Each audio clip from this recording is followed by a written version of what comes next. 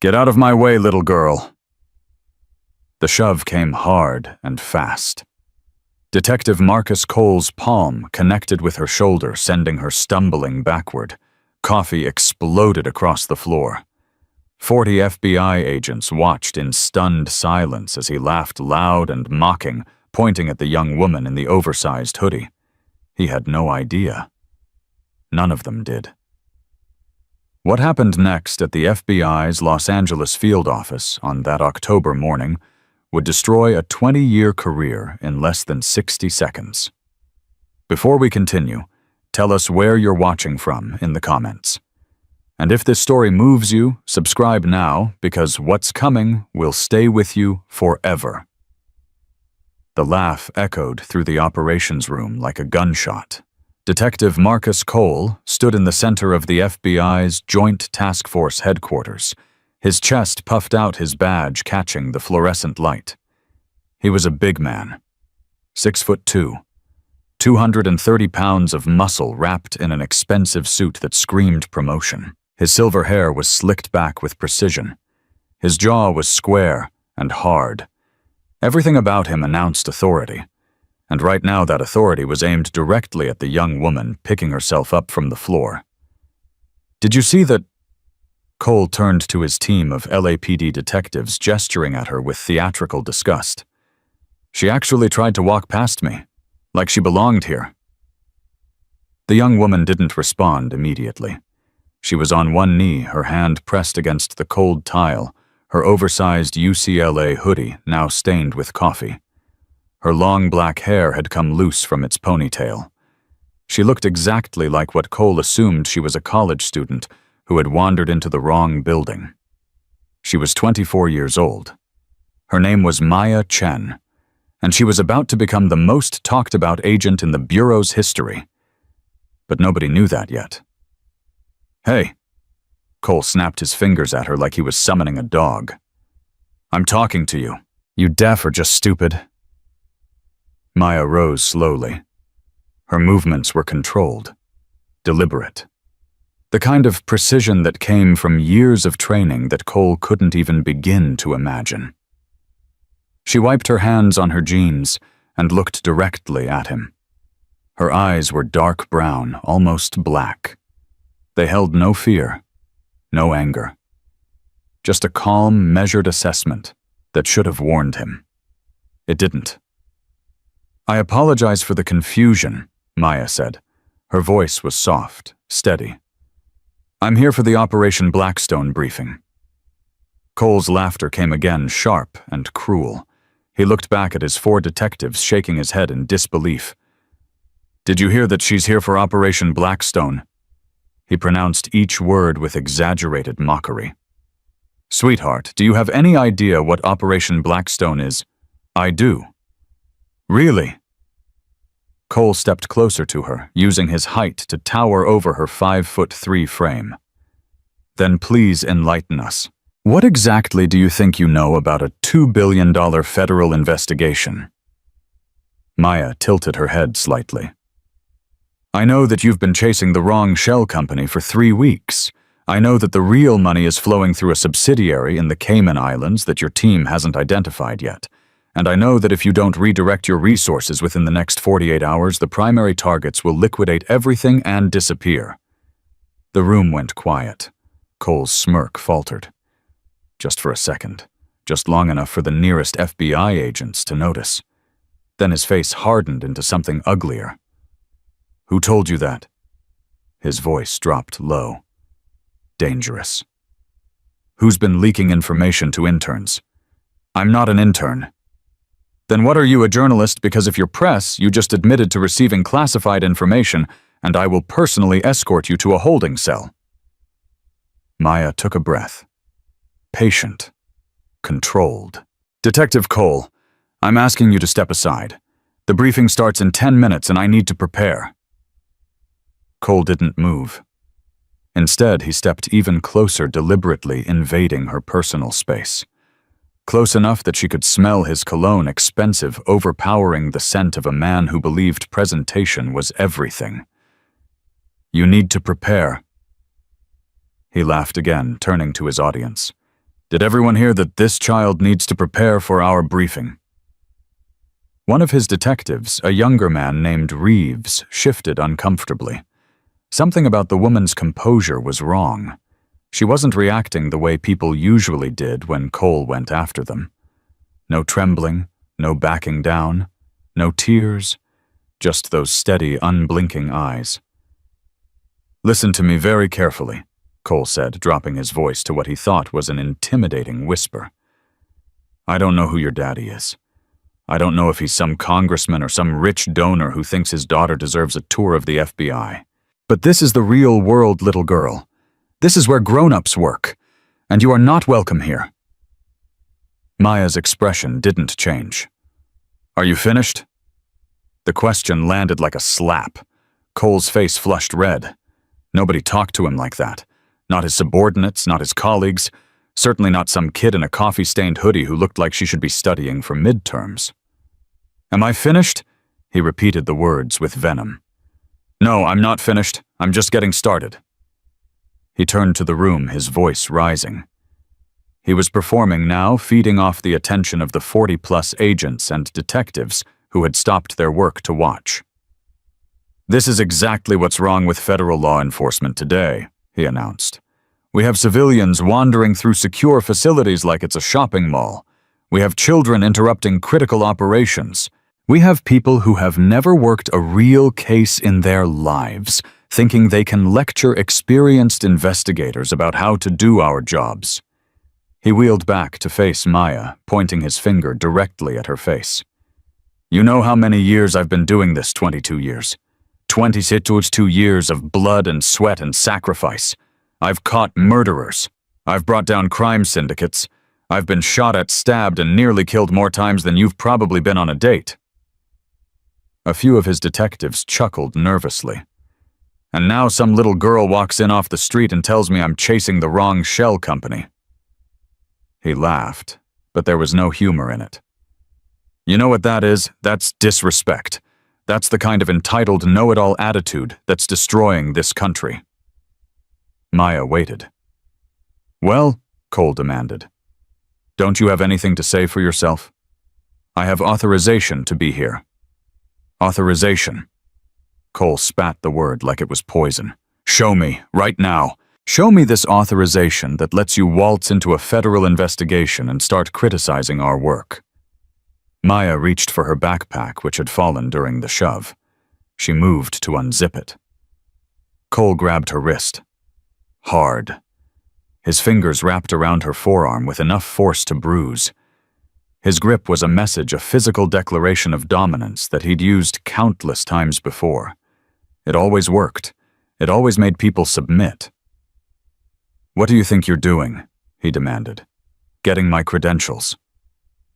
Maya's voice remained calm. Impossibly calm. "You asked to see them." "I don't trust you reaching into that bag. For all I know, you could be pulling out a weapon." "I'm not. How do I know that—" Cole's grip tightened. "How do I know you're not some terrorist who walked past security? How do I know this whole innocent act isn't just a cover?" From across the room, Agent Derek Santos felt his stomach drop. He was 29 years old, 3 years out of Quantico, and he had been watching this confrontation with growing horror. Something was wrong. He knew it the moment the woman had picked herself up off the floor, the way she moved, the way she balanced, the way she'd assessed the room in a single sweeping glance before focusing back on Cole. That wasn't how civilians moved. That was training. High-level training. The kind that cost years and thousands of hours to develop. Santos looked at her wrist, the one Cole wasn't holding. She wore a watch tactical grade, the kind field agents used. Her backpack had reinforced panels. Her shoes, now that he looked closely, weren't ordinary sneakers. They were tactical trainers designed for rapid movement. His heart started pounding. He'd seen her somewhere before. He was certain of it. "But where? Let go of my arm," Maya said quietly. "Or what?" Cole laughed. "You'll call security newsflash, sweetheart. I am security. LAPD Detective 3, Joint Task Force Liaison, and the ranking local law enforcement officer in this building. My word carries weight here. Yours doesn't carry anything. I'm not going to ask again. Then don't. Cole pulled her closer, using his grip on her arm as leverage. Here's what's going to happen. You're going to walk out of this building right now. You're going to forget you ever came here. And if I ever see your face again, I'll have you arrested for trespassing on federal property. Do you understand me? Maya didn't answer. Instead, something shifted in her expression. It was subtle, barely noticeable to anyone who wasn't trained to read faces. But Santos saw it. So did Detective Lisa Park Cole's own partner, who had been watching from the edge of the group with increasing unease. The woman wasn't afraid. She was deciding something. I gave you a chance to walk away from this, Maya said. Her voice had changed. It was lower now, harder. The softness had vanished, replaced by something that made the hair on Santos's neck stand up. A chance, Cole barked a laugh. You're giving me a chance. I was trying to avoid making this official. Official? What are you going to do, file a complaint? He released her arm with a shove. Go ahead, file whatever you want. I've been through a dozen internal investigations. I always come out clean, because I know how the system works, and the system works for people like me. Maya rubbed her wrist where his fingers had left marks. Red impressions that would turn to bruises within the hour. Detective Cole, she said, and something in the way she spoke made several nearby agents unconsciously step back. You just physically assaulted me in front of approximately 40 witnesses. You grabbed me, you shoved me, you made threats. All of this has been recorded on the security cameras positioned in the four corners of this room. Cole's smile flickered. So what? So I'm going to give you one final opportunity to apologize and remove yourself from my path. If you do that, I might be willing to overlook what just happened. Apologize! Cole's voice rose to a shout. You want me to apologize to you? He turned to the room, arms spread wide.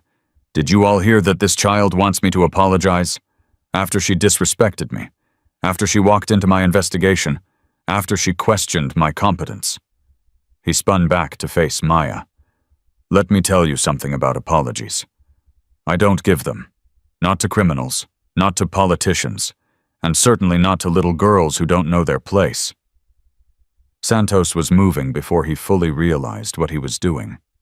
His legs carried him toward the exit, toward the hallway, where he could make a call without being overheard, because he'd finally remembered where he'd seen her face. 3 weeks ago. A classified briefing. A photograph on a slide that had appeared for less than 5 seconds. The incoming commander for Operation Blackstone. The youngest special agent in charge in Bureau history. Maya Chen. Santos's hands were shaking so badly that he could barely hold his phone. Back in the operations room, Cole was building toward a finale. He'd found his rhythm now, feeding off the silence of the room, interpreting it as agreement. You know what your problem is, he said, stepping toward Maya again. You've never faced consequences. You've probably had everything handed to you your whole life. Good grades, nice schools, parents who told you that you were special. He leaned in close, his voice dropping to a hiss. But here's the truth, sweetheart. You're not special. You're nobody. And nobody gets to talk to me the way you just did. Maya held his gaze. Are you finished? I'm finished when I say I'm finished. Because I have a briefing to run and you're wasting my time. But Cole's face contorted with rage. Something snapped behind his eyes, the final restraint that had been holding back his worst impulses. That's it. He grabbed her shoulder again, harder this time, and physically pushed her toward the exit. You're leaving. Right now. I don't care if I have to drag you out myself. Maya didn't stumble this time.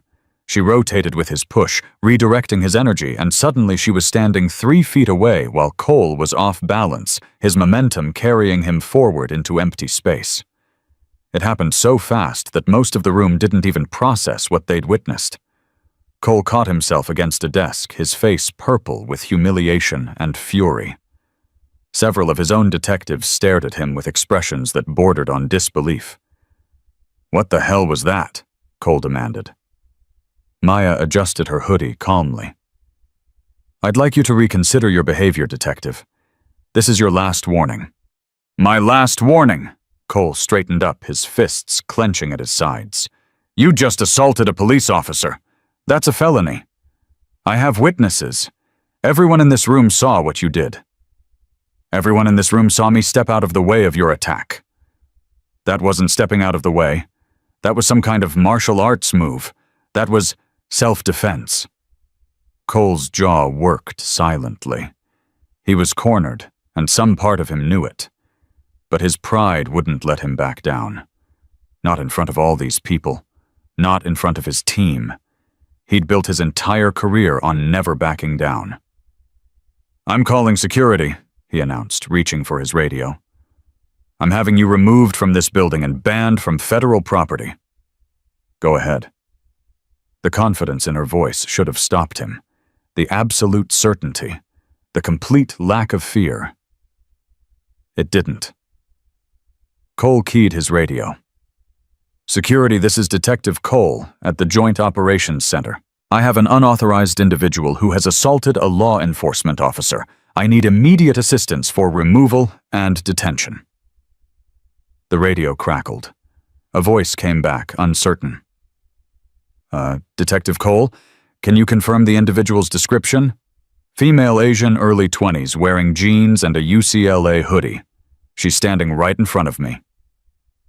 A pause. Longer than it should have been. "Detective Cole, stand by. We're checking something." Cole frowned at the radio. "Checking what I need security here now." "Sir, we're being told to hold all responses to that location. There's been a communication from the Assistant Director's office." Maya's expression didn't change. But something in her posture relaxed slightly, the tension of waiting releasing just a fraction. Cole noticed. And for the first time, a flicker of uncertainty crossed his face. "What communication?" he demanded into the radio. "What are you talking about? Sir, I'm not authorized to—" "I am a Detective 3 with the Los Angeles Police Department. I am the ranking local law enforcement officer on this task force. I am ordering you to—" The elevator doors opened. The sound cut through the room like a blade. Every head turned. Assistant Director James Thornton stepped out of the elevator. He was 60 years old, silver-haired, built like a former Marine. His suit cost more than most agents made in a week. His face was carved from granite. Behind him walked 2 senior supervisors and an agent that Santos recognized from the director's personal security detail. The room went absolutely still. Thornton's eyes swept the scene. The spilled coffee on the floor.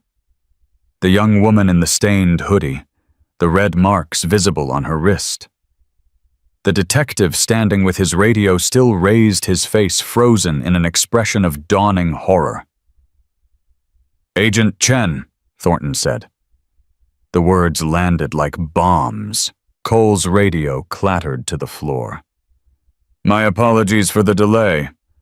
Thornton continued walking toward Maya with the measured stride of a man accustomed to commanding armies. "The director's call ran longer than expected."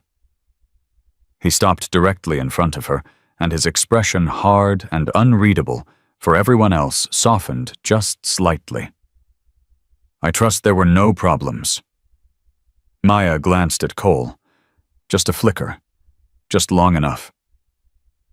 "Nothing I couldn't handle, sir." Thornton followed her gaze. His eyes locked onto Cole's face. And what Cole saw there made his knees go weak. It wasn't anger. It wasn't even disappointment. It was the cold, calculated assessment of a man deciding exactly how much someone was about to suffer. "Detective Cole," Thornton said slowly, "is there something you'd like to tell me?" Cole's mouth opened, closed, opened again. No sound came out, because at that moment Maya reached into her hoodie pocket and pulled out her credentials. The badge caught the light. FBI, Special Agent in Charge, Counterintelligence Division. And below that, the security clearance markers that made even Thornton's supervisors take a step back. Cole stared at the badge, then at Maya's face, then at the badge again. His legs gave out. He caught himself on the edge of a desk, but barely. His face had gone from purple to white in less than 3 seconds. His hands were shaking. His entire body was shaking. The room was silent. 43 people stood frozen in place, every single one of them processing the same devastating realization. The little girl that Detective Marcus Cole had shoved, grabbed, threatened, and humiliated was not an intern. She was not a journalist. She was not someone's daughter on a tour. She was Special Agent Maya Chen, the youngest special agent in charge in FBI history, handpicked by the director himself to lead the most important financial crimes investigation on the West Coast. And Cole had just committed career suicide in front of every witness he could possibly have assembled.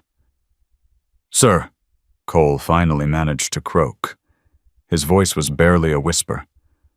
I had no idea. She wasn't wearing what Detective..." Thornton's voice was ice. "A sign, a uniform. Would you like all senior federal agents to announce themselves when they enter a room, so you know not to assault them?" She looked like a what? Cole couldn't finish the sentence. Thornton stepped closer to him, and despite being 3 inches shorter, he seemed to tower over the detective. "In the past 15 minutes, Thornton said, his voice dropping to a volume that somehow carried even more weight, "you have physically assaulted a federal officer. You have made threats against her safety. You have attempted to file a false report with building security. You have demonstrated exactly the kind of judgment that makes me question whether you should be trusted with any authority whatsoever." Cole's mouth moved. Nothing came out. "Furthermore," Thornton continued, "you did all of this in front of 43 witnesses under 4 separate security cameras, while the agent in question was specifically attempting to give you opportunities to walk away." He glanced at Maya. "How many chances did you give him, Agent Chen?" "3, sir." Maya's voice was calm, professional. "I informed him of my authorization to be here. I asked him to step aside. I offered to overlook the initial incidents if he apologized.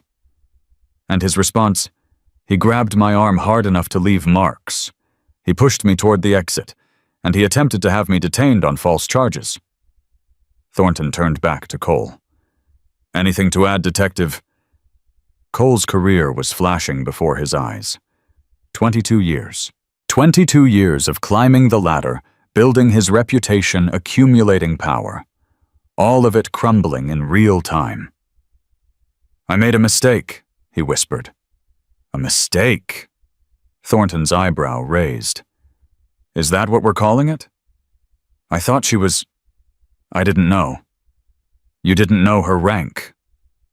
Thornton nodded slowly. "So your behavior would have been acceptable if she actually was an intern, if she actually was a civilian, if she actually was someone with less power than you?" Cole had no answer, because there was no answer. Maya stepped forward. Her voice, when she spoke, carried the quiet authority that had been hidden beneath her casual appearance. "Detective Cole," she said, "I want you to understand something. In approximately 90 seconds, your captain is going to receive a phone call. That call will inform him that you have been removed from Operation Blackstone, effective immediately. Your access to this facility will be revoked. Your badge and weapon will be confiscated pending a formal investigation." Cole's face crumpled. "However," Maya continued, "what happens after that is not yet decided. You could face criminal charges for assault on a federal officer. You could face departmental termination. You could face the complete destruction of everything you've spent 22 years building. She paused. Let the weight of those words settle. Or, she said quietly, you could face something else. Cole looked up. A desperate hope flickered in his eyes. I'm not here to destroy people, Detective. I'm here to run an investigation. And what I've learned in my career is that destruction is easy. Rebuilding is hard. The question I'm asking myself right now is whether you're capable of being rebuilt. She held his gaze. I don't have an answer yet, but I'm willing to find out. Thornton watched this exchange with an expression that revealed nothing. When Maya finished, he turned to the two supervisors who had accompanied him. Please escort Detective Cole to Conference Room B. Secure his radio and credentials. Contact his captain and inform him that we need a formal disciplinary representative here within the hour. The supervisors moved forward. Cole didn't resist as they guided him toward the door. But before he reached the exit, Maya's voice stopped him. Detective? He turned. I spent this morning running 8 miles on the perimeter trail, she said. I chose to wear comfortable clothes. I chose not to display my credentials. I chose to walk through that door looking exactly like what you assumed I was, a young woman who didn't belong. She let that sink in. I made those choices because I wanted to see how this task force actually operates. I wanted to see how people treat those they perceive as less powerful than themselves. I wanted to know what kind of culture I was inheriting. Her eyes met his. Now I know. The supervisors guided Cole through the door. It closed behind him with a soft click. And in the operations room, 43 people slowly began to breathe again. Maya turned to face them. Her expression was calm, professional. The young woman in the coffee-stained hoodie had transformed before their eyes into something else entirely, a leader whose composure under pressure had just been demonstrated in the most dramatic way possible. The briefing will begin in 15 minutes, she said. I expect everyone involved in Operation Blackstone to be present and prepared. She walked toward the conference room, her stride confident, her bearing unshakable. Behind her, the FBI agents and remaining detectives exchanged looks of shock, disbelief, and something that might have been the beginning of respect, because they had just witnessed something that would be talked about for years. They had just watched a man destroy himself by making the oldest mistake in the book. He had judged a book by its cover, and the book had turned out to be a weapon. The door had barely closed behind Detective Cole when the whispers started. Agent Derek Santos stood frozen near the coffee station, his phone still clutched in his hand. He had been seconds away from calling headquarters when Thornton arrived. Now his legs felt like they'd turned to water. Did that just happen? The voice came from beside him. Agent Rachel Torres, a 10-year veteran, was staring at the conference room door where Maya had disappeared. Did we just watch a 22-year veteran destroy his career in real time? Santos couldn't answer. His throat was too dry. Across the room, the remaining LAPD detectives huddled together like survivors of a shipwreck. Detective Lisa Park Cole's partner of 3 years had gone completely pale. Her hands were shaking as she pulled out her phone. I have to call the captain, she muttered. Before Thornton's people do. He needs to hear this from us first. And tell him what... Detective James Reeves, the youngest of Cole's team, looked like he might be sick. That Marcus just assaulted the special agent in charge, that we stood there and watched, that we laughed. I didn't laugh. You didn't stop him either. Park's jaw tightened. Neither did you. The accusation hung in the air between them, because it was true. They had all stood there. They had all watched. Some of them had even found it amusing, the big man putting some random girl in her place, None of them had said a word. "This is bad," Reeves whispered. "This is really, really bad.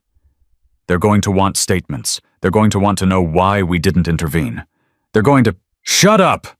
Park's voice was sharp. "Just shut up and let me think." But there was nothing to think about. The facts were the facts. The cameras had recorded everything. 43 witnesses had seen everything. And in conference room B, their colleague was probably already being read his rights. Inside the conference room, Maya stood at the head of the long table reviewing documents on a tablet. She hadn't changed out of her stained hoodie, hadn't fixed her hair, hadn't done anything to alter her appearance from the woman Cole had shoved 20 minutes earlier. That was deliberate. Assistant Director Thornton entered behind her and closed the door. For a moment, neither of them spoke. "You knew this would happen," Thornton finally said. It wasn't a question. Maya didn't look up from her tablet. "I suspected it might. You walked into a room full of law enforcement officers looking like a lost college student. You gave Cole every opportunity to make exactly the mistake he made. I gave him every opportunity to treat an unfamiliar person with basic respect." Maya set down the tablet. He chose not to. Thornton studied her. He had known Maya Chen for 3 years, had watched her rise through the bureau with a speed that made veteran agents uncomfortable. She was brilliant, methodical, and underneath that calm exterior, she possessed a will of iron. "The director is going to want a full report," he said. "He'll have it by tonight. Cole's captain is already calling. The LAPD commissioner will be involved within the hour. This is going to become political very quickly." Maya finally met his eyes. "Sir, with respect, I didn't create this situation. Cole did. Every choice he made was his own. I simply allowed him to reveal his true character. By presenting yourself as a target. By presenting myself as a young woman. That shouldn't make me a target in a federal building." Thornton was quiet for a long moment. Then he nodded slowly. "No," he agreed. "It shouldn't." He moved toward the door, then paused. "The briefing. You're still planning to proceed. Operation Blackstone won't wait because one detective couldn't control himself. We have 48 hours before the primary targets liquidate. I intend to use every one of them." Thornton allowed himself a small smile. "That's why the director chose you." He left. Maya stood alone in the conference room, her reflection staring back at her from the darkened window. For just a moment, the mask slipped. Her hands trembled slightly. Her jaw tightened. Then she took a breath, straightened her shoulders, and the moment passed. There was work to do. In conference room B, 3 floors below, Detective Marcus Cole sat in a hard plastic chair staring at the wall. His badge sat on the table in front of him. His weapon had been secured in a lockbox. His radio was gone. Everything he had spent 22 years building was gone. The door opened. A woman in a crisp suit entered, followed by a man Cole didn't recognize. They sat across from him, arranging papers and folders, with the mechanical precision of people who had done this many times before. "Detective Cole," the woman began. Her voice was neutral, professional. "I'm Agent Sarah Mitchell from the Office of Professional Responsibility. This is Agent David Park from the LA Field Office's Administrative Division. We're here to conduct an initial interview regarding the incident that occurred this morning." Cole's mouth was dry. "I want a lawyer." "You're entitled to legal representation.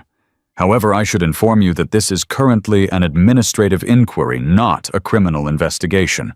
Anything you say here, I know how this works." Cole's voice cracked. "I've been on your side of the table 100 times. I know exactly how this works." Mitchell exchanged a glance with her colleague. "Then you understand the seriousness of your situation." "I understand that I made a mistake." "A mistake." Mitchell opened one of her folders. Detective Cole, in this past 30 minutes, we've reviewed the security footage from the operations room. Would you like to know what we observed? Cole didn't answer. We observed you making initial contact with Agent Chen at approximately 12:47. We observed you using derogatory language including terms like little girl, sweetheart, and child. We observed you physically shoving her with enough force to cause her to lose her balance. We observed you grabbing her arm here. We have a still image that clearly shows the force of your grip. And we observed you attempting to physically remove her from the facility. She slid a photograph across the table. It showed Cole's hand wrapped around Maya's forearm, his fingers digging into her skin. All of this, Mitchell continued, was directed at a federal officer who you had no reason to believe was anything other than an authorized visitor to the facility. Cole stared at the photograph, at his own hand, at the expression on his face twisted with contempt, radiating power and entitlement. He barely recognized himself. I thought she was... He stopped, swallowed. She looked like what, Detective? The question hung in the air. Cole knew there was no good answer. Every response would damn him further. She looked like someone who didn't matter. She looked like someone I could push around. She looked like someone whose opinion didn't count. I made assumptions, he finally said, based on her appearance, based on her age. Assumptions that led you to assault her. I didn't mean to... Detective Cole. Mitchell's voice sharpened. We have 43 witnesses. We have 4 camera angles. We have audio recordings. What you meant to do is irrelevant. What you did is documented beyond any possible dispute. Cole's head dropped into his hands. I'm done, he whispered. Aren't I? This is it. 22 years and this is how it ends. Mitchell didn't offer comfort. That wasn't her job. That depends, she said, on what happens next. Upstairs, the briefing had begun. Maya stood at the front of the operations room, a massive screen behind her, displaying a web of financial connections that most of the agents in the room couldn't begin to untangle. Her hoodie was still stained. Her hair was still loose. But no one in the room saw a college student anymore. They saw something else entirely. Operation Blackstone began 18 months ago, she said, her voice carrying clearly through the room, when a whistleblower from Pacific Meridian Holdings contacted the SEC with evidence of systematic fraud. What appeared initially to be a localized embezzlement scheme has since expanded into one of the largest financial crimes investigations in Bureau history. She touched the screen, and the display shifted to show a network of shell companies spanning 4 continents. $12 billion, she continued. That's our current estimate of the money that has been funneled through this network over the past 7 years.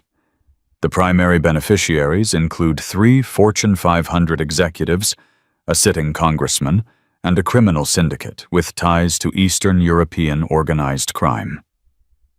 The room was absolutely silent. Agent Torres leaned over to Santos. She's 24, she whispered. 24 years old, and she's running this... Santos didn't respond. He was watching Maya's face, watching the way she commanded the room without raising her voice, without posturing, without any of the aggressive tactics that Cole had employed. This was real authority, not the borrowed kind, not the kind that came from a badge or a gun. The kind that came from pure, undeniable competence. The reason I'm here, Maya continued, is that our previous approach has hit a wall. Detective Cole was correct about one thing. There's been no significant progress in 3 weeks. He was incorrect about the reason.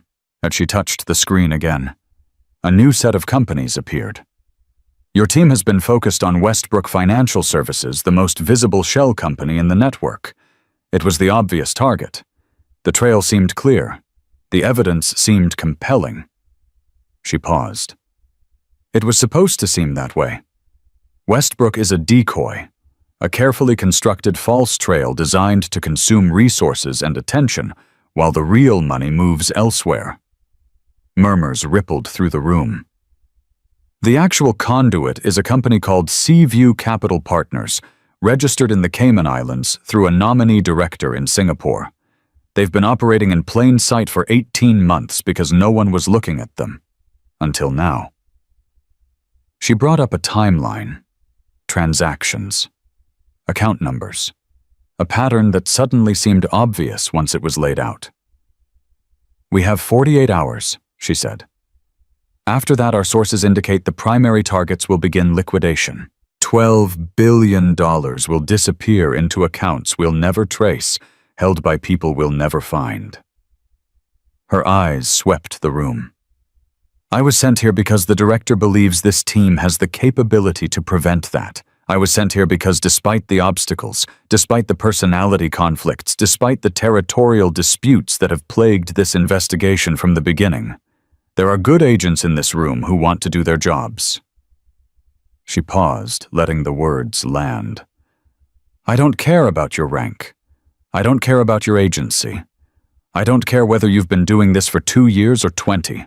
What I care about is whether you're willing to work together for the next 48 hours to accomplish something that matters." She looked at each face in turn.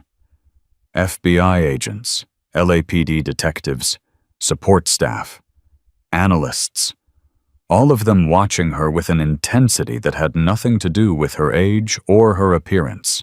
"Are you—" The silence stretched for 3 seconds. 5. 7. Then Agent Torres stood up.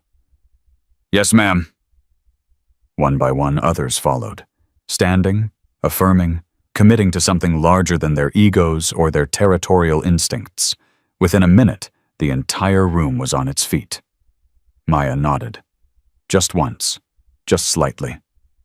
"Good. Let's get to work."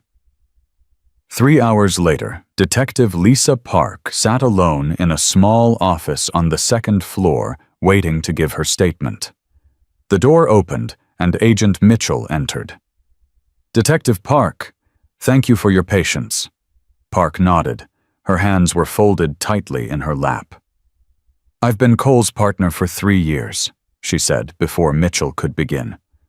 "I've seen him do things like this before. Not this bad, but similar. The way he talks to people he thinks are beneath him. The way he uses his size, his voice, his rank." Mitchell remained silent, letting her continue. "I never said anything." Park's voice was barely audible. "I told myself it wasn't my place. I told myself he was a good investigator. I told myself the results mattered more than the methods." She looked up at Mitchell. Her eyes were wet. "I was wrong. I was wrong and I knew it, and I stayed quiet anyway. Because it was easier. Because calling him out would have made my life harder." Mitchell made a note. "Why are you telling me this?" "Because when I watched him shove that woman, when I watched him grab her arm and threaten her, I saw myself. I saw what I've allowed, what I've enabled, and I don't want to be that person anymore." She reached into her pocket and pulled out a folded piece of paper. "This is a list," she said. "Everyone in our department who's complained about Cole over the years. Complaints that were buried or dismissed or never followed up. I've been keeping track, in case anyone ever actually wanted to know." Mitchell took the paper, unfolded it. The list was long.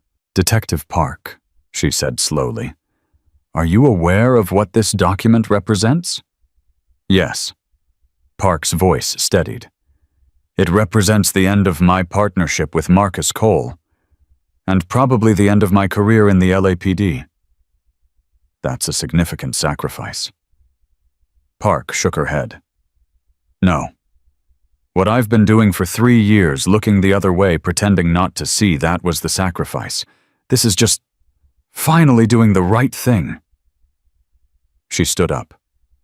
"Whatever happens to Cole," she said, "he needs help.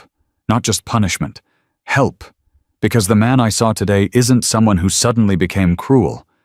He's someone who's been cruel for years, maybe decades, and nobody ever cared enough to stop him." Mitchell watched her walk to the door. "Detective Park." Park turned. Thank you for the list and for your honesty. Park nodded. Then she was gone. In the operations room, Maya was deep in analysis when Santos approached her desk. He stood awkwardly for a moment, clearly unsure how to address someone who looked his age, but outranked him by a magnitude he couldn't calculate. Agent Chen. Maya looked up. Santos, right. You were the one who made the call to headquarters. He blinked. How did you know that? I know everything that happens in my operations. She gestured to the chair beside her. Sit down. What do you need? Santos sat. His hands were still shaking slightly. I just wanted to say, what Cole did was wrong. I should have intervened. I should have said something. I saw what was happening and I just stood there. Maya studied him for a long moment. How long have you been with the Bureau, Santos? 3 years. And in those 3 years, how many times have you seen a senior officer behave inappropriately toward someone they perceived as less powerful? Santos was quiet. More than once. Yes. And how many times did you intervene? Never. The word came out as a whisper. Maya nodded. That's not unusual. That's institutional culture. When we're taught to respect rank and experience, we sometimes forget that rank and experience don't equal character. We forget that following leaders means nothing if those leaders aren't worth following. She leaned forward slightly. But here's the thing, Santos. You made that phone call. You didn't stand in front of Cole and challenge him. That would have been career suicide, and we both know it. But you took action. You found a way to address the situation that was within your power. It wasn't enough. It was more than most people did. She paused. What matters now is what you do going forward. Do you stay quiet the next time you see something wrong, or do you find the courage to act? Santos met her eyes. For the first time since the morning, something other than shame flickered in his expression. I'll act, he said. Maya smiled. Just slightly, just enough. Good. Now get back to work. We have 45 hours left, and I need every analyst we have on the Seaview transactions. Santos stood, then hesitated. Agent Chen, for what it's worth. I'm glad you're running this operation. He walked away before she could respond. Maya watched him go. Then she turned back to her screen, back to the $12 billion that still needed to be found. But for just a moment, something warm flickered behind her eyes. Something that might have been hope. In conference room B, the interview had ended. Cole sat alone, staring at the wall. His future was uncertain. His career was probably over. Everything he had built, everything he had believed about himself lay in ruins around him. But beneath the shock and the shame, something else was stirring. A memory. 22 years old.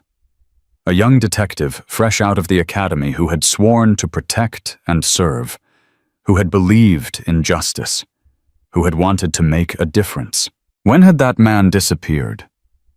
When had he become someone who shoved young women in hallways and laughed about it? Cole didn't have an answer.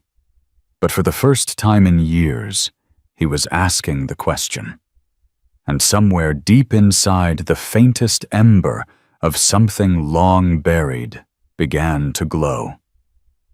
26 hours had passed since Cole's world collapsed. He sat in his apartment alone in the darkness, staring at the badge that lay on his coffee table. They had given it back to him after the initial interview. A formality. A reminder of what he was about to lose. His phone had been ringing all night. His captain. His ex-wife. His brother in San Diego. He hadn't answered any of them. What was there to say? The memory of Maya Chen's eyes haunted him. Not angry, Not triumphant, just disappointed. Like she had expected better from him and he had failed to deliver. That was somehow worse than hatred. His phone buzzed again. This time he looked at the screen. A text from Detective Park. "The hearing is tomorrow at 0900. They're bringing in people from Washington. Cole, this is serious. Call me." He didn't call. Instead, he reached for the bottle of whiskey on his end table, then stopped. His hand hovered over the glass. 22 years ago, a young cop had sworn an oath to protect and serve, to uphold the law, to be worthy of the badge. What had happened to that man? Cole let his hand drop. The whiskey remained untouched.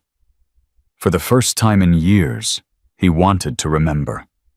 Not the victories, not the commendations, not the respect he had accumulated like currency.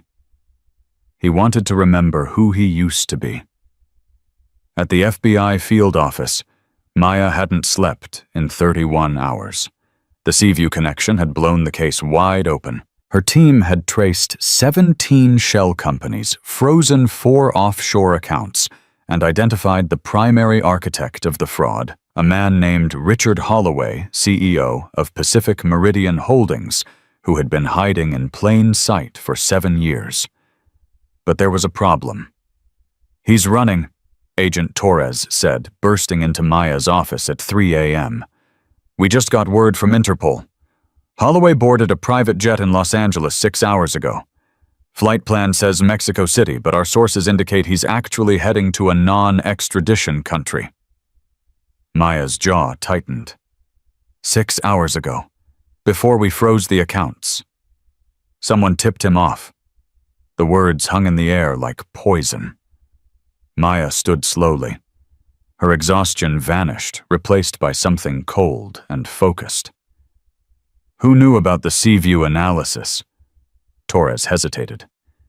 "Everyone in the briefing, plus the LAPD liaison team, plus support staff. That's at least 50 people." "Narrow it down. I want a list of everyone who accessed the case files in the last 24 hours. Cross-reference with anyone who had communication with Pacific Meridian or its subsidiaries." "That could take days." "We have hours." Maya grabbed her phone. "Get Santos. Get Mitchell. I want everyone in the operations room in 15 minutes. Torres nodded and ran. Maya stood alone for a moment, her mind racing through possibilities. A leak. Someone on the inside. Someone who had watched her briefing and immediately sold the information. $12 billion was enough to buy a lot of loyalty. Her phone buzzed. A text from an unknown number. "Check Detective Cole's financial records. 3 deposits, March, June, September. You're welcome." Maya stared at the message. Then she called Mitchell. "I need a full forensic audit of Marcus Cole's finances. Every account, every transaction. Going back 5 years. Agent Chen, it's 3 a.m. I know what time it is. Someone tipped off our primary target. Someone in this building. And I just received information suggesting it might be Cole." Silence on the other end. "I'll have it within the hour," Mitchell said. Maya hung up. Her hands were trembling slightly. If Cole was the leak, everything changed. The confrontation in the operations room wouldn't be about harassment anymore. It would be about obstruction of justice, about corruption, about a federal investigation compromised from the inside. And she had been the one who recommended rehabilitation over destruction. The next 2 hours were chaos. Santos pulled the access logs. Torres coordinated with Interpol. Mitchell dug through Cole's financial history with the precision of a surgeon. At 5:17 a.m., Mitchell walked into Maya's office and closed the door. "I found something." Maya looked up.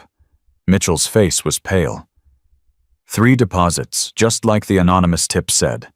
$50,000 each. March, June, September. all routed through a subsidiary of Pacific Meridian Holdings. Maya felt the floor shift beneath her feet. He's been on their payroll. It gets worse. Mitchell laid a folder on the desk. The deposits started 18 months ago, right when Operation Blackstone began. Cole was assigned to the task force 2 weeks later. He was their inside man from the beginning. It appears so. Maya stared at the documents, the numbers, the proof of something she hadn't wanted to believe. The confrontation yesterday, she said slowly. When he shoved me, when he tried to have me removed. He wasn't just being territorial. He was trying to protect his operation. If you took over the investigation, if you found the Seaview connection, he'd be exposed. Mitchell nodded. The anonymous tip came from a burner phone. We traced the purchase to a gas station in Pasadena. The buyer paid cash, but there was a security camera. She pulled out a photograph. Maya looked at the image. A woman in her 30s. Dark hair. Professional clothing. Who is she? Her name is Jennifer Holloway, Richard Holloway's wife. The twist hit Maya like a physical blow. She turned on her own husband. It looks that way. We're trying to locate her now, but she's gone dark. My guess is she knew Holloway was about to run and decided to burn everything down on her way out. Maya sat back in her chair. Her mind was reeling. Cole wasn't just a bully who had picked the wrong target. He was a corrupt cop who had been sabotaging a federal investigation for 18 months. And his assault on her hadn't been random aggression. It had been a desperate attempt to maintain control of an operation that was about to collapse. "Where is Cole now?" she asked. "At home. We have surveillance on his apartment. He hasn't left since yesterday evening." "Does he know we're on to him?" "Unknown. But if he's smart, he's already figured out that we're going to look at everything now. The assault charges gave us probable cause to dig into his entire history." Maya stood.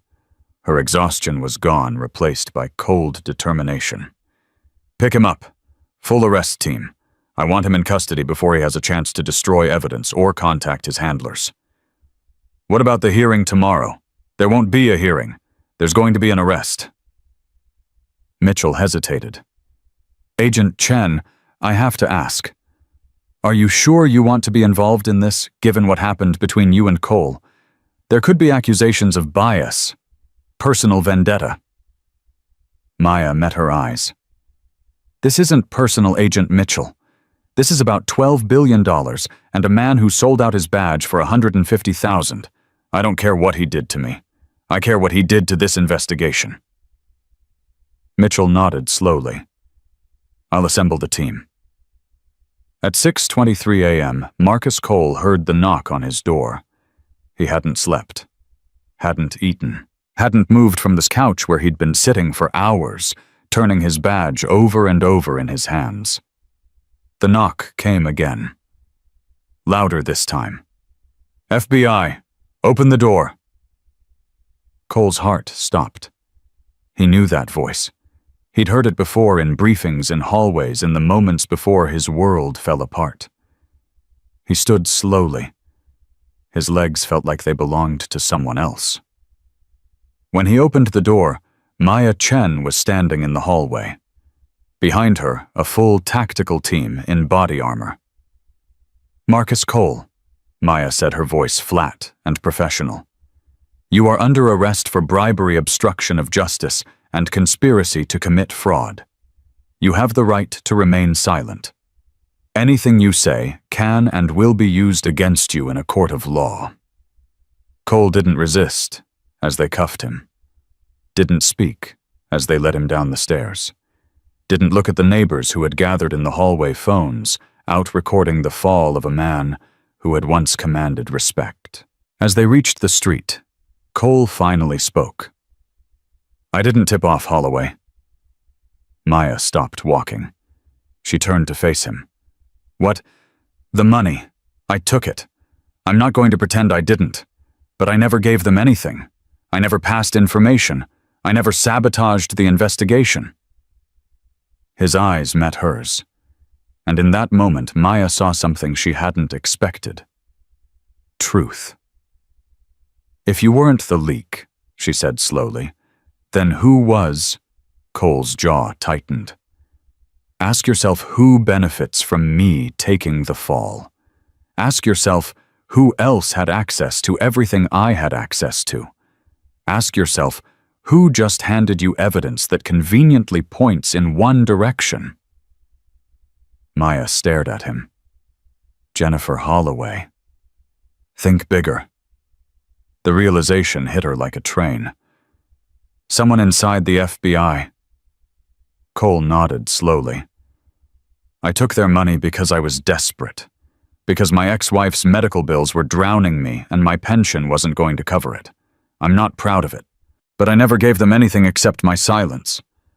He leaned closer, his voice dropping to a whisper.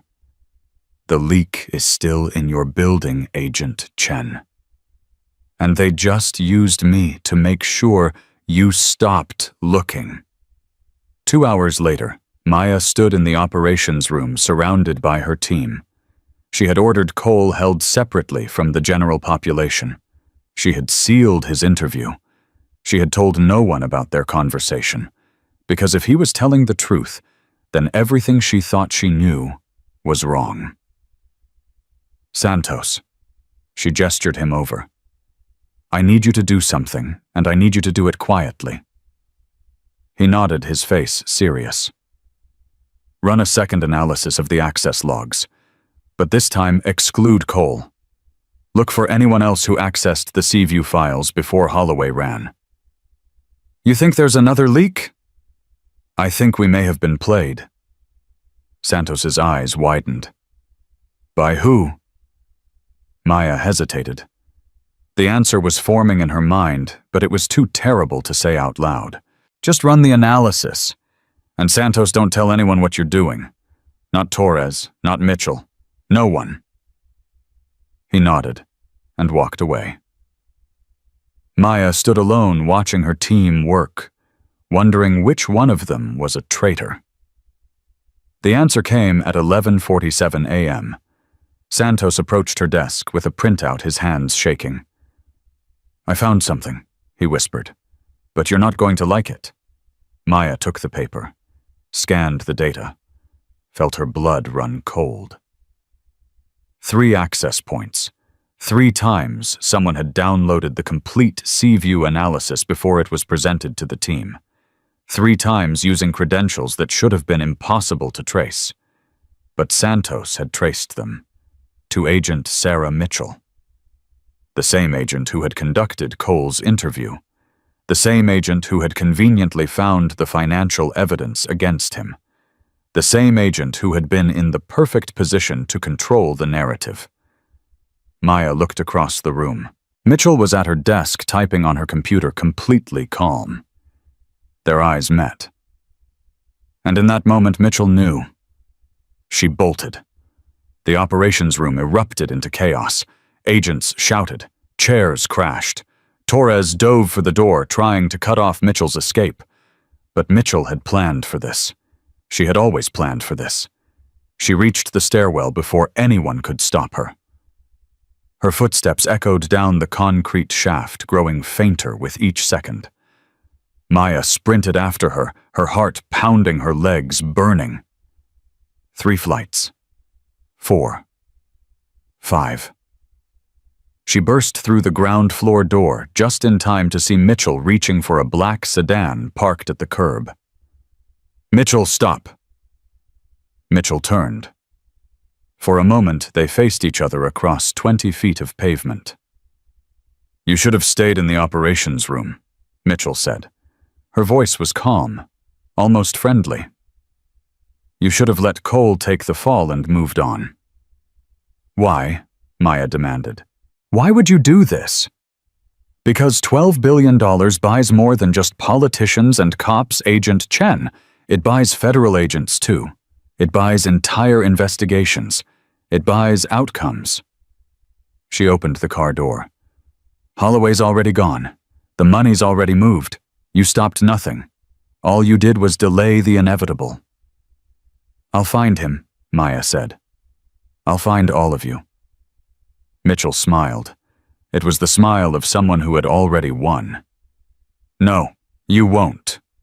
She got in the car. The engine roared to life. Maya stood on the sidewalk watching the sedan disappear into traffic, watching months of work evaporate, watching a traitor escape in broad daylight. Then she pulled out her phone. "This is Special Agent Chen. I need an APB on Agent Sarah Mitchell. She's a federal fugitive, armed and dangerous. I also need a team at Richard Holloway's last known location. And someone get me the director's office on the line." She paused. "And release Marcus Cole from custody. He's not our leak." In the holding cell, Cole heard the door unlock.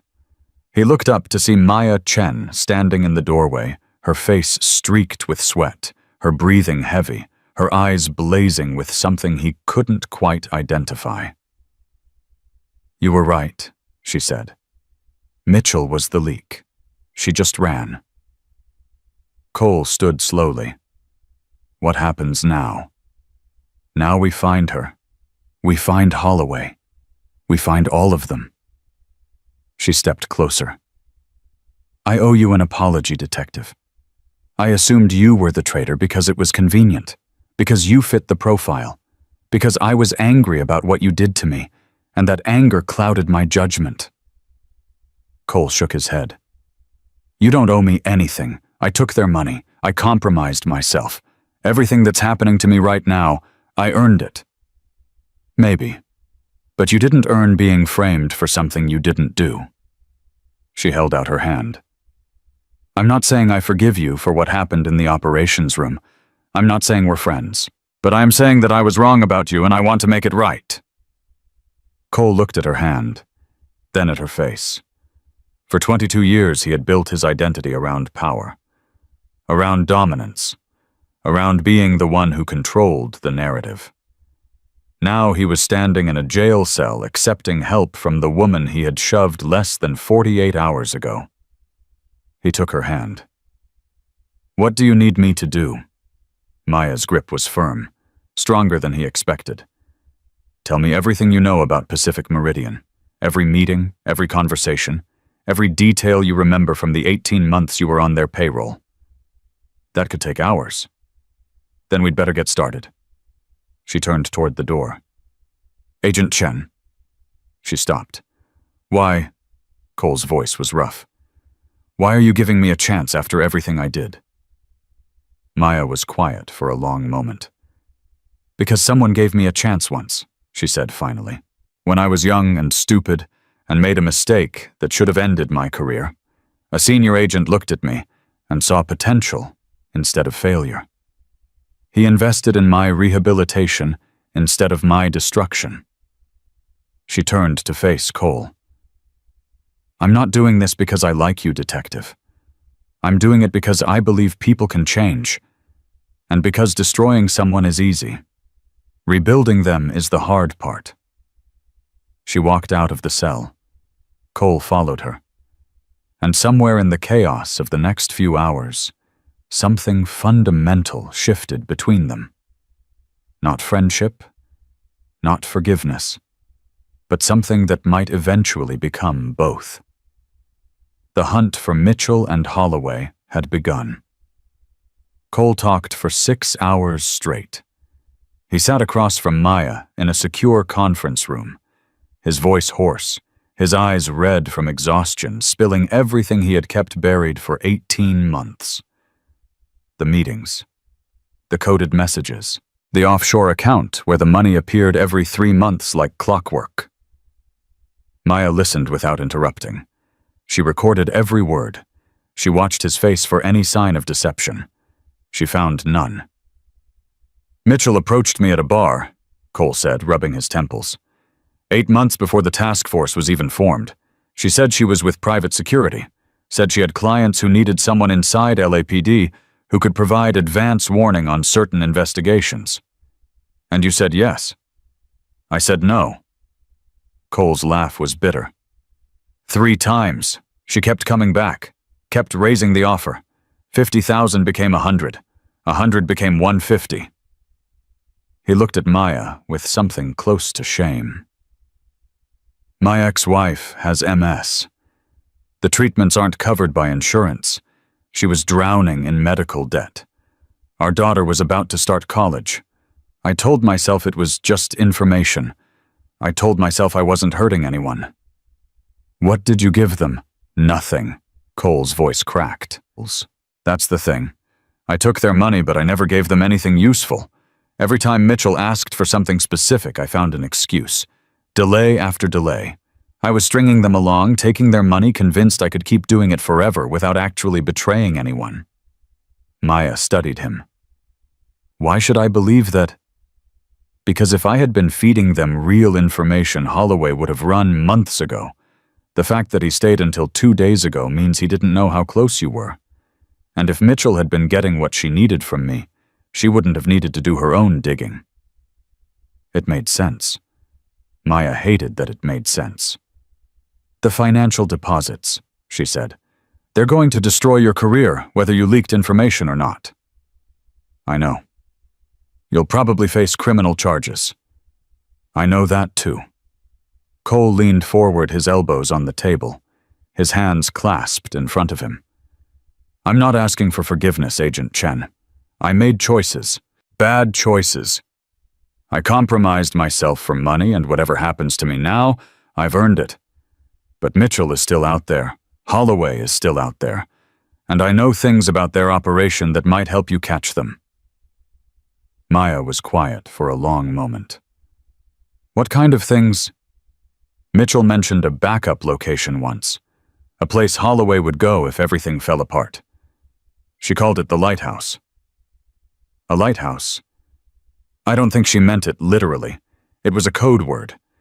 But she said it was somewhere on the coast, somewhere that couldn't be traced to him directly, somewhere he'd built up over years as an escape route. Maya's mind was already racing. Did she say anything else? Anything specific? She said it had a view of the water.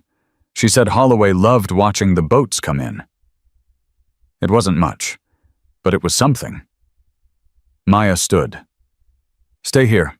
I'll have someone bring you food and water. We're not done. She was at the door when Cole spoke again. Agent Chen, she turned. The way I treated you in that operations room, the things I said, the things I did. He swallowed hard. I've been thinking about it for 2 days straight, and I still can't explain why I did it. I saw a young woman in casual clothes and something inside me just snapped, like I had to prove I was bigger, more important, more powerful. His voice dropped. I've been doing that my whole career, finding people I thought were weaker than me and making sure they knew their place. I told myself it was leadership.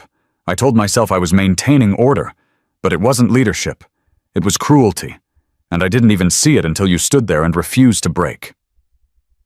Maya didn't respond immediately. Her hand rested on the door handle. When this is over, she said finally, we'll talk about what comes next for you. But right now I need to find Mitchell, and you need to keep remembering. She walked out. Santos met her in the hallway. We traced the sedan Mitchell used, he said, practically bouncing with nervous energy. It was a rental, picked up 2 weeks ago from a company in Pasadena. The credit card used was linked to a shell company called Coastal Investments. Coastal, Maya repeated. As in coastline, as in lighthouse. Santos blinked. What? Cole mentioned a backup location, something Holloway called the lighthouse, a place on the coast where he could watch boats. That's pretty vague. Cross-reference Coastal Investments with any property acquisitions along the California coastline. Look for anything purchased in the last 5 years that might fit the description. Santos nodded and hurried away. Maya walked to the operations room where the remaining team was working in tense silence. Torres looked up as she entered. Any word on Mitchell?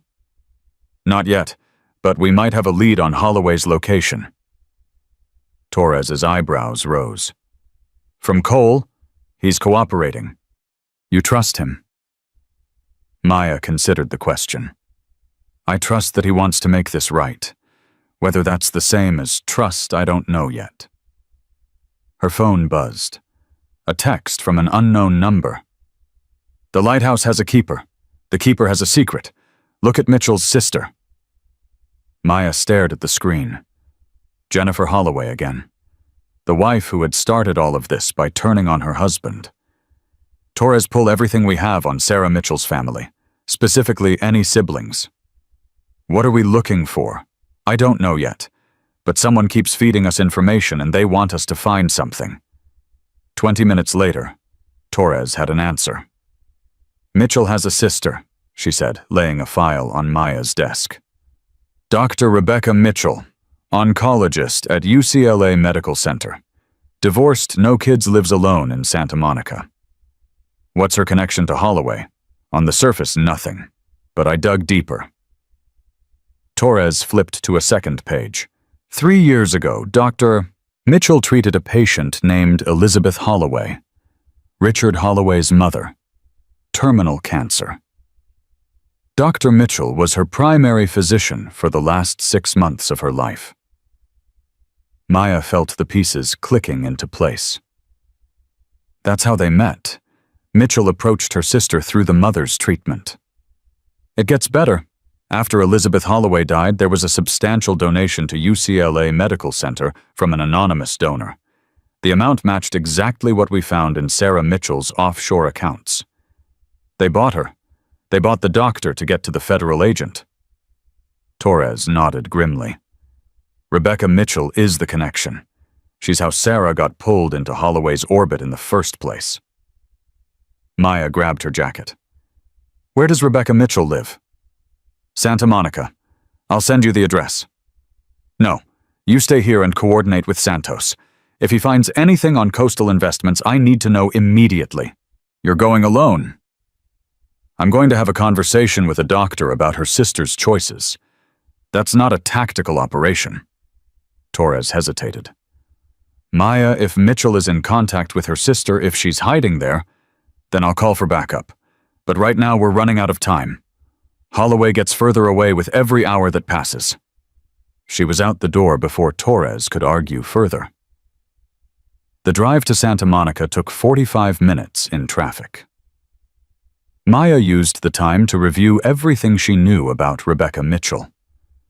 Successful oncologist, respected in her field, no criminal history, no red flags, just a woman who had apparently been manipulated into helping her sister betray everything she was supposed to stand for. Maya pulled up to a modest house 2 blocks from the beach. The lights were on. A car sat in the driveway. She approached the door and knocked. Silence. She knocked again. Dr. Mitchell, FBI. I need to speak with you. A long pause. Then footsteps. Then the door opened slowly. Rebecca Mitchell looked like a woman who hadn't slept in days. Her hair was unwashed. Her clothes were wrinkled. Her eyes were red from crying. I wondered when you'd come, she said quietly. Maya studied her face. May I come in? Rebecca stepped aside. The house was neat but impersonal. Medical journals stacked on a coffee table. A single photograph on the mantel, 2 young women arms around each other, smiling at the camera. That was taken 15 years ago, Rebecca said, noticing Maya's gaze. Before Sarah joined the bureau. Before everything went wrong. You know why I'm here. I know my sister is a fugitive. I know she's been working with criminals. I know everything I thought I knew about her was a lie. Rebecca sank onto the couch, her hands trembling. She came to me 3 years ago, she continued. After Elizabeth Holloway died, Sarah said she had a way to help me. She said there were people who wanted to support my research fund, my work, make sure I could help more patients. All I had to do was look the other way sometimes, provide information occasionally, nothing major. What kind of information? Patient records, research data, things that could be used to manipulate pharmaceutical stocks. Rebecca's voice cracked. I told myself it was victimless. I told myself the money was going to help people. But I knew. Deep down, I knew it was wrong. Maya sat across from her. Where is your sister now? I don't know. She called me yesterday morning, said she had to disappear, said I should pretend I never knew anything about any of it. Rebecca laughed bitterly. As if that's possible. As if I can just forget 3 years of compromising everything I believed in. Dr. Mitchell, I need you to think carefully. Did Sarah ever mention a place called the Lighthouse? Or anything about a location on the coast where Holloway might go? Rebecca was quiet for a long moment. Once, she finally said. About a year ago. Sarah was drinking, and she got careless. She mentioned that Holloway had a place in Monterey, a house on the cliffs. She said it was his insurance policy. Insurance against what? Against everyone. Against his partners. Against the government. She said he had proof there, documentation of every person he'd ever paid off, every politician, every federal agent. Maya's blood ran cold. Including Sarah. Including everyone. Sarah said if he ever went down, he was taking the whole world with him. Maya stood abruptly. I need to make a call. She stepped outside and dialed Torres. It's Monterey. Holloway has a property there somewhere on the cliffs. He's got documentation of every corrupt official he's ever dealt with. That's his leverage. That's why Mitchell ran. She knows that if Holloway releases that information, she's finished. Monterey's a big area. Any specifics? No. But Rebecca said it was on the cliffs, with a view of boats, cross-reference with the coastal investment search. Santos found something 20 minutes ago. A property in Carmel by the Sea, purchased 6 years ago through a series of shell companies, including Coastal Investments. It's a clifftop estate with direct ocean access. Maya's heart pounded. That's it. That's the lighthouse. Maya, we need a tactical team. If Holloway is there with documentation of corrupt federal officials. I know. Call Thornton. Get authorization. I'm heading to Monterey now. That's a 2-hour drive. Wait for the team. Every hour we wait is another hour for Holloway to destroy evidence or disappear completely. I'll surveil the property until backup arrives. I won't engage. Torres hesitated. Promise me. I promise. Maya hung up and walked back to the house. Rebecca was standing in the doorway. Did I help? She asked. Her voice was small, broken. You did. Maya paused. Dr. Mitchell, there are going to be consequences for what you've been involved in. I can't protect you from that. But if you cooperate fully, if you testify against your sister and Holloway, it will matter. Rebecca nodded slowly. I've spent 3 years destroying everything I worked for. Maybe it's time to start rebuilding. Maybe it is. Maya walked to her car, then stopped. Dr. Mitchell, one more question. Rebecca waited. Jennifer Holloway has been sending me information. Anonymous tips that have broken this case wide open. Do you have any idea why she would turn on her husband? Rebecca's expression shifted. Something dark passed across her face. Elizabeth Holloway, she said quietly. Richard's mother. Do you know how she died? Cancer. You treated her. I treated her for cancer, yes, but that's not what killed her. Rebecca took a shaky breath. Richard accelerated her decline, changed her medication, made sure she died faster than she should have. I didn't realize it until months later when I reviewed her charts. By then it was too late to prove anything. Maya felt sick. He killed his own mother. For the inheritance.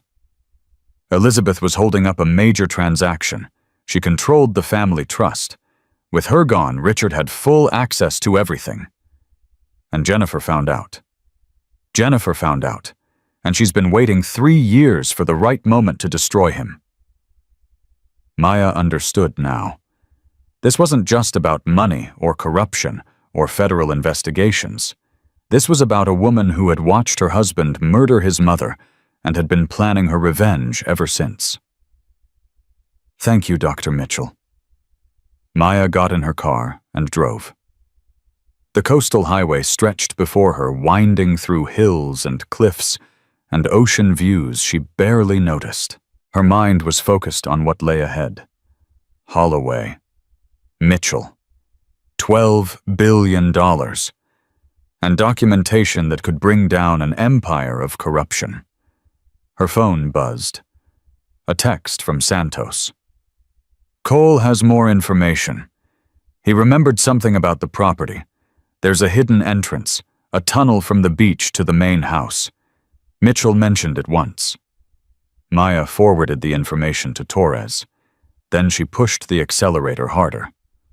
2 hours later, she pulled off the highway onto a narrow road that wound up into the cliffs. The ocean spread out below her, gray and endless, under a sky heavy with clouds.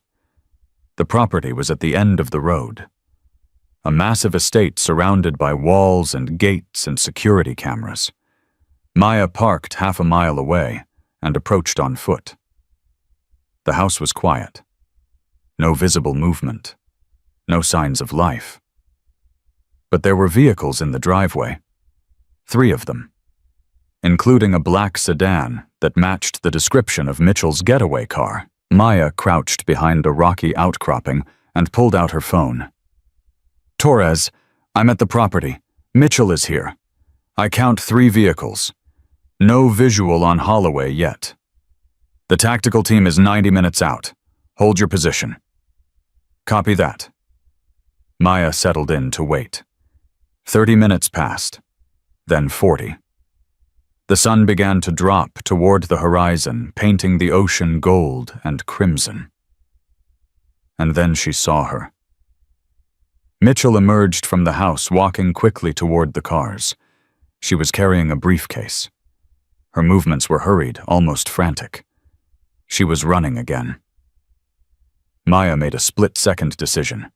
She couldn't let Mitchell escape with whatever was in that briefcase. If it contained Holloway's documentation, the proof of every corrupt official he'd ever bought, losing it could set the investigation back years. She broke cover and sprinted toward the driveway.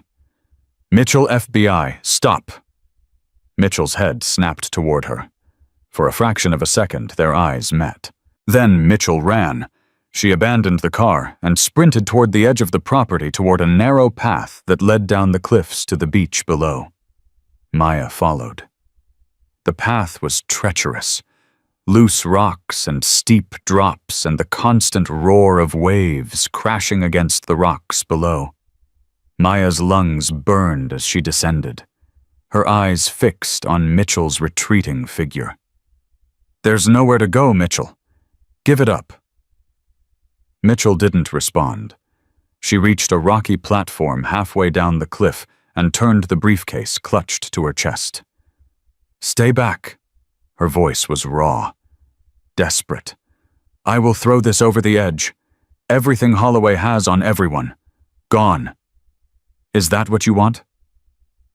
Maya stopped 10 feet away. Her hand rested on her weapon, but she didn't draw it. "What I want is for you to face justice. What I want is for Holloway to face justice. What I want is for the families who lost everything to his fraud to see some measure of accountability." "What justice?" Mitchell laughed. It was an ugly sound torn from somewhere deep and broken. "You think justice exists. You think the system actually works. Holloway bought half of Congress. He bought federal judges. He bought people in every agency that was supposed to stop him. The system is broken. Agent Chen, I just figured out how to survive in it. By betraying everything you swore to protect, by accepting reality." Mitchell's eyes were wild. "You think you're different? You think your integrity means something? Give it time. Give it 20 years of watching criminals walk free and corrupt politicians get promoted. Give it 20 years of seeing the people who play by the rules get crushed, while the people who cheat get everything. I'm not you. Not yet. They stood facing each other on the narrow ledge, the ocean crashing below, the wind howling around them. Mitchell, I'm asking you one more time. Put down the briefcase. And if I don't, you'll shoot me. You'll watch me fall off this cliff and call it justice. Maya's hand moved away from her weapon. She took a step forward. I'm not going to shoot you, and I'm not going to let you fall. Mitchell stared at her. Why? Because destroying people is easy, and I'm not interested in easy. For a long moment, nothing happened. The waves crashed. The wind blew. Two women stood on the edge of a cliff, separated by 10 feet, and a lifetime of different choices. Then Mitchell's shoulders slumped. The briefcase dropped to the rocks at her feet. I'm tired, she whispered. I'm so tired of all of it. Maya moved forward and picked up the briefcase. Then she stood next to Mitchell, looking out at the ocean. When I was 22, Maya said quietly, I made a mistake that should have ended my career. I accessed files I wasn't authorized to see. I was trying to help someone, but that didn't matter. Rules are rules. Mitchell turned to look at her. A senior agent caught me. He could have destroyed me. He had every reason to. But instead he sat me down and asked me why I did it. And when I told him, he said something I've never forgotten. What? He said, the measure of a person isn't whether they make mistakes. It's what they do after. Maya turned to face Mitchell. You made choices. Bad choices. And there are going to be consequences. But consequences don't have to mean destruction. They can mean a chance to become something different. Mitchell's eyes filled with tears. I don't know if I can be different. Neither do I, but I'm willing to find out. The sound of helicopters appeared in the distance, growing louder. The tactical team was arriving. Maya took Mitchell's arm gently. Come on, let's go back up. They climbed the path together slowly, carefully, the briefcase secure in Maya's grip. And somewhere in the house above them, Richard Holloway was about to learn that his empire had finally fallen. The tactical team surrounded the estate within minutes. Maya watched from the clifftop as agents in black tactical gear breached every entrance simultaneously. The sound of shattering glass and shouted commands echoed across the property. Mitchell sat handcuffed in the back of an FBI vehicle, her face blank, her eyes staring at nothing. Torres approached Maya at a run. We've got him. Holloway was in the basement trying to destroy documents. He didn't get far. Maya nodded, exhaustion finally catching up with her. The briefcase Mitchell was carrying. I need it processed immediately. Full inventory of every document. Already on it. Torres hesitated. Maya, the director, is on the line. He wants to speak with you personally. Tell him I'll call back in 10 minutes. First, I need to see Holloway. She walked toward the house, her legs heavy, her mind racing. 3 days. It had been 3 days since Cole shoved her in that operations room. 3 days since her world had exploded into chaos and betrayal and revelations she never expected. And now, it was ending. Holloway was in the main living room, surrounded by 4 agents, his hands cuffed behind his back. He was older than his photographs suggested, late 60s, silver hair, expensive suit, now wrinkled and disheveled. He looked like a man who had finally run out of options. His eyes found Maya as she entered.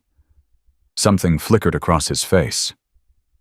Recognition, perhaps, or calculation. Special Agent Chen, he said. His voice was calm, too calm. I've heard about you, the youngest special agent in charge in bureau history.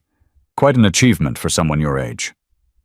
Richard Holloway, you're under arrest for conspiracy to commit fraud, money laundering, bribery of federal officials, and obstruction of justice. Additional charges are pending." "Of course they are," Holloway smiled. It was a thin, reptilian expression that didn't reach his eyes. "Do you know how many times I've been investigated, Agent Chen 7? 7 separate federal investigations over 20 years. And do you know how many resulted in charges?" Maya didn't answer. "0. Not a single one. Because I understand how the system works. I understand that everyone has a price. I understand that leverage is the only currency that truly matters." He leaned forward slightly, despite the agents holding him. "You think this is over? You think arresting me changes anything? The people I work with, the people who depend on me, they're not going to let this stand. They're going to make calls. They're going to apply pressure. And in 6 months, maybe a year, I'll walk out of whatever facility you put me in, and everything will go back to exactly the way it was." Maya stepped closer to him. Her voice was quiet, but carried an edge that made the surrounding agents shift uncomfortably. "Your wife gave us everything." Holloway's smile faltered. "Jennifer, your wife of 23 years, the woman who watched you murder your mother to get access to the family trust, the woman who has spent 3 years documenting every crime you've ever committed." The color drained from Holloway's face. "She didn't just give us financial records, Mr. Holloway. She gave us recordings. Conversations you had in your home office when you thought no one was listening. Conversations about bribing federal judges. Conversations about eliminating witnesses. Conversations about what you did to Elizabeth." Holloway's composure shattered. "That's impossible. Jennifer would never—" "Jennifer has been working with us for 6 months. Every anonymous tip we received came from her. Every piece of evidence that broke this case open came from her. She's been dismantling your empire from the inside while you were too arrogant to notice." Maya leaned in close enough that only Holloway could hear her next words. "You thought you were untouchable.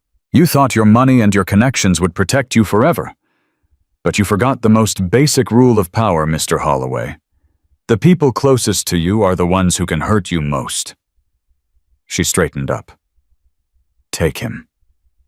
The agents led Holloway toward the door. His legs seemed to have trouble supporting him. The confidence that had radiated from him moments ago had evaporated, replaced by the dawning realization that his world had truly ended. Maya watched him go. Then she pulled out her phone and called the director. The next 72 hours were a blur of interrogations, evidence processing, and coordinated arrests across 3 states. The documents in Mitchell's briefcase were exactly what Rebecca had described: comprehensive records of every corrupt official Holloway had ever purchased.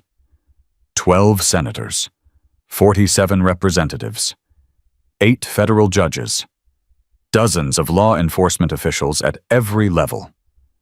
The fallout was immediate and catastrophic. Resignations began within hours of the first leaks. Politicians who had spent decades building careers watched those careers crumble overnight. News networks ran continuous coverage. The president issued a statement calling for accountability. And at the center of it all, Maya Chen coordinated the response with a precision that impressed even the most veteran agents in the Bureau. On the 4th day, she finally allowed herself to sleep. When she woke 12 hours later, there was a message on her phone from an unexpected source. "Agent Chen, this is Marcus Cole. I know I'm probably the last person you want to hear from, but I have something I need to say, and I'd rather say it in person. I'm at the coffee shop on 3rd Street, if you have time." Maya stared at the message for a long moment. Then she got dressed and drove to 3rd Street. Cole was sitting in a corner booth, a cup of coffee untouched in front of him. He looked different. Smaller, somehow. The arrogance that had defined him in the operations room was gone, replaced by something that might have been humility. Maya slid into the seat across from him. "You look terrible," she said. Cole almost smiled. "I haven't been sleeping much." "Neither have I." They sat in silence for a moment. The coffee shop was nearly empty. Morning light filtered through the windows, casting long shadows across the table. "I wanted to thank you," Cole finally said, "for not giving up on me when you had every reason to, for believing me when I told you about Mitchell." "I didn't believe you. I verified what you told me. Same thing in the end." He took a breath.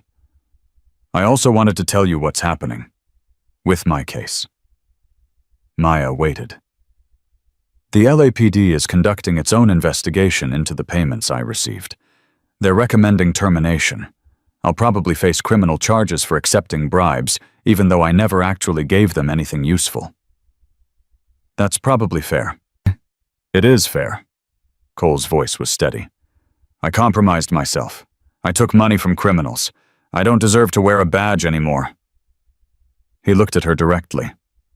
"But here's the thing. I've been thinking about what you said, about destruction being easy, about rebuilding being hard, and I realized that you were right." Maya tilted her head slightly. "Right about what?" "I spent 22 years confusing authority with leadership. I thought being in charge meant being in control. I thought respect was something you demanded rather than something you earned. I thought the badge gave me the right to treat people however I wanted." His hands wrapped around his coffee cup, though he still hadn't taken a drink. "That woman in the operations room, the one I shoved, the one I called names, she stood there and took everything I threw at her, and she never broke. She never raised her voice. She never lost her composure. And in the end, she was right about everything, and I was wrong about everything." "I was terrified," Maya said quietly. Cole looked up, surprised.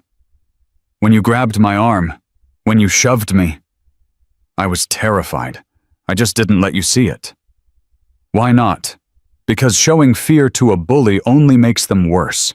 And because I knew that if I stood my ground long enough, the truth would come out. It always does." Cole nodded slowly. "I've been thinking about all the people I've treated the way I treated you. All the civilians, all the junior officers, all the people I decided were beneath me because they didn't have my rank, or my experience, or my connections." His voice cracked slightly. "How many of them went home feeling the way you felt? How many of them decided they couldn't handle a career in law enforcement because of people like me? How many careers did I destroy without even realizing it?" Maya didn't answer. She didn't need to. The question was rhetorical, and they both knew the answer was too many. "What are you going to do now?" she asked. Cole was quiet for a long moment. "I don't know. For the first time in my life, I don't have a plan. I don't have a title. I don't have authority. I'm just a guy who made terrible choices and is trying to figure out how to live with the consequences." He finally took a sip of his coffee. It was cold. He didn't seem to notice. "But I think that's okay. I think maybe I needed to lose everything to finally understand what actually matters. Leadership isn't about power. It isn't about making people afraid of you. It's about making people better than they were before they met you." He looked at Maya. "You did that. In 3 days, you showed me more about real leadership than I learned in 22 years on the force. And I wanted you to know that I see it now, even if it's too late to change anything." Maya was silent for a long moment. Then she reached into her pocket and pulled out a business card. "There's an organization," she said. "A non-profit that works with at-risk youth. They're looking for mentors. People who can help young people understand that making mistakes doesn't have to define your entire life." Cole took the card. His hand was trembling. "Why are you giving me this?" "Because you're right. Destruction is easy, and I'm not interested in easy." She stood up. "You have knowledge, Cole. Experience. Stories about what happens when you let ambition and ego corrupt everything good about you. That knowledge could help someone else avoid the same path." Cole stared at the card. "I'm not saying I forgive you," Maya continued. "I'm not saying we're friends. I'm not saying the consequences of your choices should be reduced or eliminated, but I am saying that what you do with the rest of your life matters more than what you did before. She walked toward the door, then stopped. One more thing. Cole looked up. The next time you see someone who looks young or inexperienced or out of place, the next time you're tempted to assume someone doesn't belong based on how they look, remember this moment. Remember what assumptions cost you. She left. Cole sat alone in the coffee shop, turning the business card over and over in his hands. Outside, the sun continued to rise. Traffic began to build on the street.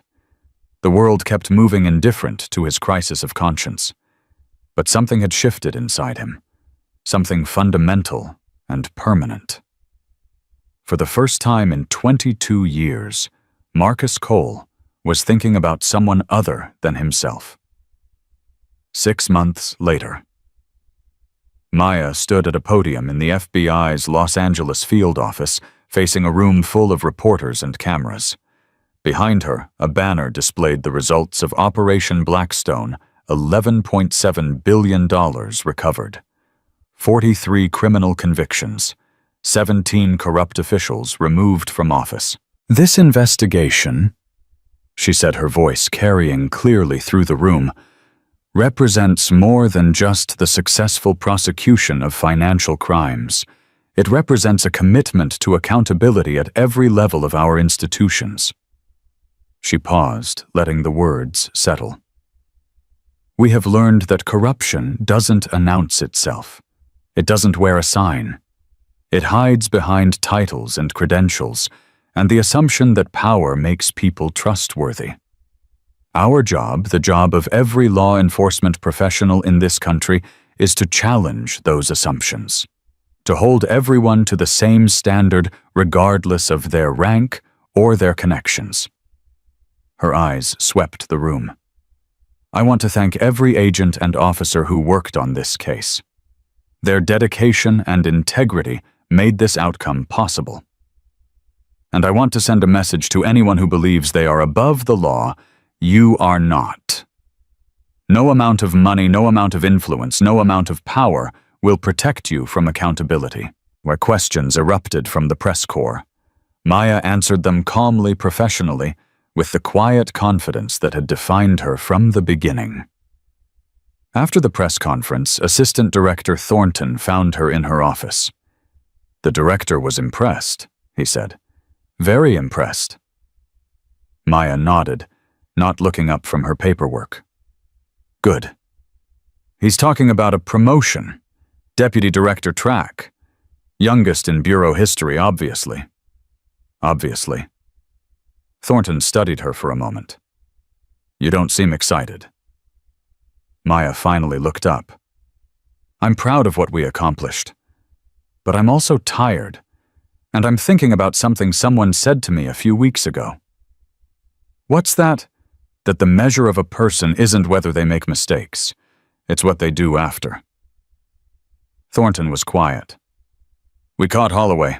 We exposed Mitchell. We recovered most of the money. But we also had a federal agent who was corrupted right under our noses. We had a system that allowed someone like her to operate for years without detection. That's not success. That's a warning. She stood up and walked to the window. The next Holloway is already out there. The next Mitchell is already being recruited. And unless we do something about the conditions that create corruption in the first place, the pressure, the cynicism, the belief that the system is rigged, we're just going to keep playing whack-a-mole with criminals who are always one step ahead. So, what do you want to do about it? Maya turned to face him. I want to build something. A training program. A mentorship system. Something that helps agents recognize the early signs of corruption in themselves and in others. Something that reminds people why they joined law enforcement in the first place. Thornton considered this. That's not exactly the deputy director track. No, it isn't. It might be considered a step backward, career-wise. Probably. The director isn't going to be happy. The director wants results. Building agents who don't get corrupted produces better long-term results than catching them after they've already done the damage. Thornton smiled slowly. You've thought about this? I've done nothing but think about it for 6 months. He nodded. I'll talk to the director. No promises. Thank you, sir. Thornton walked to the door, then paused. Agent Chen, for what it's worth, I think you're exactly the kind of leader this bureau needs. Not because you're smart or capable, although you're both, but because you understand that leadership isn't about climbing ladders. It's about building people. He left. Maya stood alone in her office, looking out at the city she had sworn to protect. The sun was setting, painting the sky in shades of gold and crimson. Somewhere out there, the next crisis was already brewing. The next test was already forming.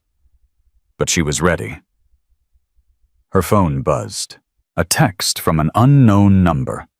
Agent Chen, I started volunteering with that organization you mentioned. First session with at-risk youth is tomorrow. I'm terrified, but I think that's probably a good thing. MC. Maya smiled. She typed back a single word, good. Then she gathered her things and walked out of the office. The investigation was over. The convictions were secured. The headlines would fade. But the real work, the work of building a system that didn't create Holloways and Mitchells and Coles in the first place, that work was just beginning. And Maya Chen was exactly where she needed to be to do it. 2 years later. The FBI Academy at Quantico buzzed with the energy of a new graduating class. 200 fresh agents sat in crisp suits, their faces bright with anticipation, their futures stretching out before them like uncharted territory. Maya stood at the podium, looking out at them. She wore her formal uniform, now the medals and ribbons accumulated over a decade of service, gleaming under the auditorium lights. Today, she began, you become federal agents. You receive credentials that give you extraordinary power. Power to investigate. Power to arrest. Power to change lives. She paused. I want to tell you a story about a day that almost ended my career before it truly began. The room went still. I was 24 years old. I walked into a room full of experienced officers. I was wearing civilian clothes. I looked young. I looked inexperienced. I looked like someone who didn't belong. Her voice carried clearly through the silence. A senior detective decided I was a target. He shoved me. He called me names. He tried to have me removed from the building. He assumed, based on nothing but my appearance, that I had no right to be there. She let the words settle. He was wrong. But here's the thing. If I had been the intern, he assumed his behavior would have been just as wrong. The problem wasn't that he misjudged my rank. The problem was that he believed rank entitled him to treat people with contempt. She looked at each row of fresh faces in turn. You will face moments like that. Moments when you have power over someone who cannot fight back. Moments when no one is watching. Moments when the easy choice is to assert dominance rather than extend respect. Her voice hardened. Those moments will define you more than any case you solve or any criminal you catch. Because anyone can be strong when they're holding all the cards. True strength is treating people with dignity when you have every opportunity not to. She straightened her shoulders. I learned that lesson from a detective who destroyed his career by making the wrong choice, and I learned it from an agent who threw away everything she believed in because she stopped caring about right and wrong. I learned it from watching corruption eat through institutions that were supposed to protect the innocent. She leaned forward slightly. You have a choice. Every day, every interaction, every moment. You can be the kind of agent who makes people believe in justice, or you can be the kind who makes them give up on it. Her final words rang through the auditorium. Choose wisely. The institution you're joining depends on it. The people you're sworn to protect depend on it. And the person you'll see in the mirror for the rest of your life depends on it. The applause started slowly, then built to a crescendo. Maya stepped back from the podium. In the audience, a man in his late 40s sat among the families and guests. His hair was grayer than it used to be. His face carried lines that hadn't been there 2 years ago. But his eyes were clear, and when they met Maya's across the crowded room, they held something that looked like gratitude. Marcus Cole had been invited to attend the graduation as part of the mentorship program Maya had built. He worked with at-risk youth now. He spoke at high schools about accountability and choices and what happens when good people lose their way. He wasn't the man he used to be. Neither was Maya. And maybe that was the point. The world didn't change through grand gestures or dramatic revelations. It changed through countless small choices made by countless ordinary people every single day. It changed when someone chose respect over contempt, when someone chose truth over convenience, when someone chose to rebuild rather than destroy. Maya walked through the crowd of new agents and proud families. She shook hands. She accepted congratulations. She smiled for photographs. But her mind was already on the next challenge, the next crisis, the next opportunity to make a difference. Because that was what leadership meant. Not the rank on your collar, not the title on your door, not the power you held over others. Leadership was the choice to lift people up instead of pushing them down, the choice to invest in someone's potential instead of exploiting their weakness, the choice to be better today than you were yesterday and to help others do the same. Maya Chen had learned that lesson in the hardest way possible, and she would spend the rest of her career making sure no one ever had to learn it the way she did. Because true strength was never about dominance. It was about what you chose to do with your power when no one was watching. And that choice defined everything.